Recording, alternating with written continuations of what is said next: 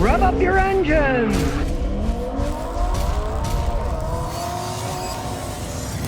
All right, today I got an old Ford Focus.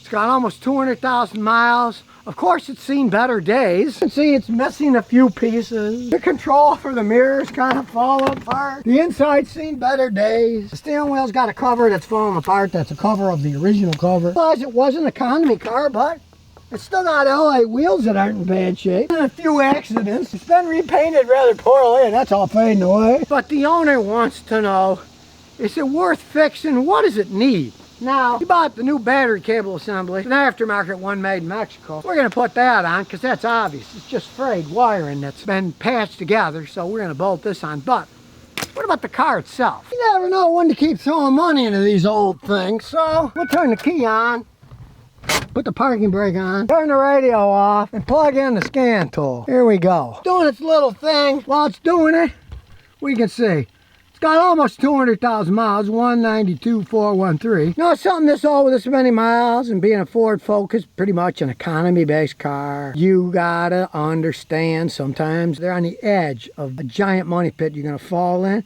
Or sometimes, hey, they might still last a year or two or three or more if you take care of them. This is the 2-liter Z-Tech, the more powerful engine, so scanning all the systems. And the only thing it came up with, the PCM, is the generator load input circuit had an error, and the OBD readiness test is incomplete. Now that could be from the bad wiring to the battery, alternator, the whole system. So we'll replace that just to see what happens. So we'll look at basic data. We'll start it up. Typical Ford. You can hear the power steering pump groaning a little. That's typical for these. It does shake and rattle a lot. It is an econobox car with 200,000 miles. Look at the data stream. Even though it's an old car, it's got 137 bits of data we can look at. It's only putting out 12.25 volts and then sometimes nothing. So it's probably going to need an alternator, but we'll recheck it once we replace all those wires, because if the wires are bad, the alternator doesn't get power and then it won't charge. I'm guessing from the age of this thing, it's probably going to need an alternator, but you can't do that until you replace the bad wires. And it works right. It's got no errors. It's got no misfires. System has no errors. No errors in any of the fan system. All the injectors are good. No errors for any of them. So all in all, the vehicle's not in horrible shape, even though it looks in kind of horrible shape. Mechanically, so far it seems okay. But of course, the proof of the pudding is, how does it drive? So let's take for a little spin. It does go backwards and it goes forwards. It actually runs okay. Now it is an old Ford Focus, but you know, look, it really doesn't handle all that bad still. It does make a lot of noise. But then again, it makes a lot of noise taking off. Not too much acceleration, but it makes quite a bit of noise. It does have a leak on the header pipe. That'd have to be fixed if you didn't want to suffocate from carbon monoxide poisoning. But as for shifting, that was a pretty smooth shift. Downshift's pretty good. And the alternator's light on, so I'm assuming it's not charging very well. But that could be the wiring. So we'll take it back, put the wiring on, and see what happens. Because all in all, it's not a horrible car. It still runs decent. So we'll get the positive, negative battery, turn on all the wiring, open the hood and throw it on. Bunch of grommets are missing, but it'll hold it up. Now this is usually a dirty job. Acid gets on stuff. I've got cuts on my hands, so I wear these mechanics gloves. So I don't have to deal with battery acid on my fingers and burning. It's a good idea. So first thing, just take the cables off. I'll take the negative one off first. Just remember, this is the negative one. Don't get them confused. Negative, negative. Says so right there. Take that off. Then we'll take the positive off. And get the battery out of the way. Now there's no power. We can't hurt anything. You can see half of this thing's rotted away. It's so old. Doesn't really hurt anything. We'll get a 13mm and we'll unbolt the rest of this plastic crap here. Get it out of the way so we can see what the heck we're doing.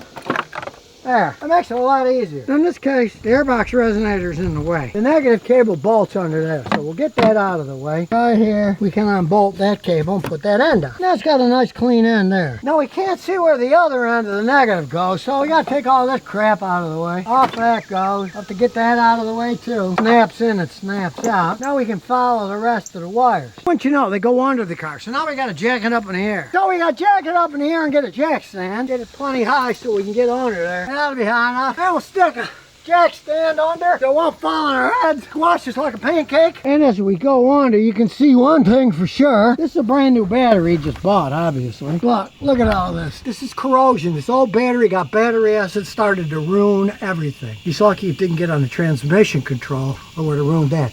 You don't want an old junky battery. Get rid of it when it goes bad. We go under here where no man has gone before. I see what the problem is. This is the power to the alternator. Look, it just came off in my hand. It's all shot. We're replacing that wire with a positive cable. And that'll probably fix the problem. It probably does not need an alternator. But wiring, always check wiring before you buy an alternator, or you could be wasting your money on an alternator that you do not need. So on the top of the alternator here, we'll bolt the new positive wire on that we got right here. That just fell off. It was just taken on by a thread. That's probably why it wasn't charged. We hope it didn't short out the alternator, but we'll find out when we test it. All right, now we got it all back together. Let's see if it starts and if the alternator light is off, because the alternator light was on, the battery light, showing that it wasn't charging. We only know it was only 12 point something volts. It should have been 13.5 or so charging, and it wasn't. Before we jack it down, we'll make sure it's working. So here goes nothing. First we'll just turn the key on, and we can see the battery light is on like it's supposed to be. When the car isn't running, we'll start it up. And as you can see, the battery light is now gone. All the warning lights are gone. It's charging again. We'll get the jack stand out of the way, jack it back down, and yeah, it's a beat up looking car with 190 something thousand miles, but it still runs. As beat up as this car looks and is, it still can be a dependable transportation device. We also learned just because the battery light's on doesn't mean your alternator's bad. In this case, it was a wiring failure. So before you replace an alternator, check the wires. In this case, it was an old one, pull on them. I pulled on one, it just fell right off, meaning it was loose and ready to come off because it was old and corroded. Now, it's fixed. Who knows what'll break next, but for the time being, runs good, shifts good, and now the alternator charges the battery. Which it wasn't doing in the first place, and we did not have to buy an alternator. And here's some bonus questions and answers. Mr. T says, should I buy this 2006 Porsche Cayenne Turbo? I'm in Alberta, Canada. It is a JDM import from Japan. It has a 4.5 liter V8 with a turbo, 450 horsepower at 6,000 RPM, with only 37,000 miles on it. I'm tempted to buy it, but what do you think? Porsches are endless money pits, you know, that's just the way those things go. You're in kind of a interesting situation. The Porsche Cayenne, it is a modern design. It is a V8 water-cooled engine. Better made and longer lasting than air-cooled engines by far. And this time's only got 37,000 miles. Now, it depends on the price you're going to pay. Realize, you know, it's a 2006. The thing, in 3 years, it'll be a 20-year-old Porsche. Things are generally going to break anyways. But if you can get a good price, it could be a fun vehicle. I got people around here that have them. They got 140,000. They're still running pretty good because those V8 engines are completely different than the air-cooled boxer engines. Those are just big old V8 engines with water cooling. They can run quite some time. If you can have a mechanic like me, check it out. Don't have anybody buy a car like that without a mechanic who knows what he's doing. Check it out.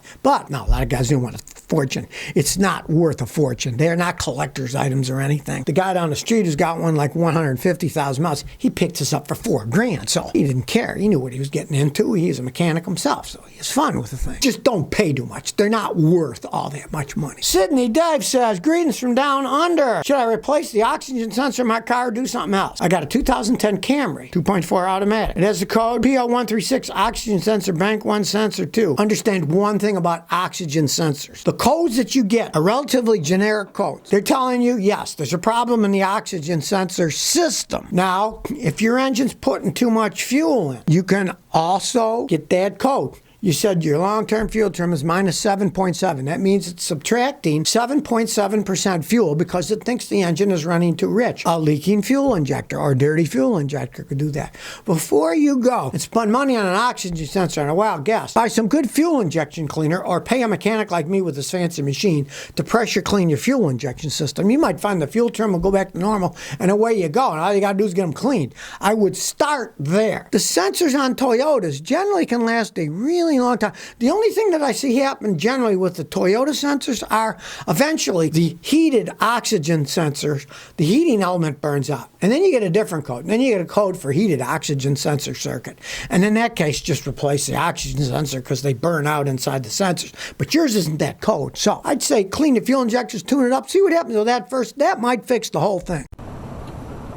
So if you never want to miss another one of my new car repair videos, remember to ring that bell.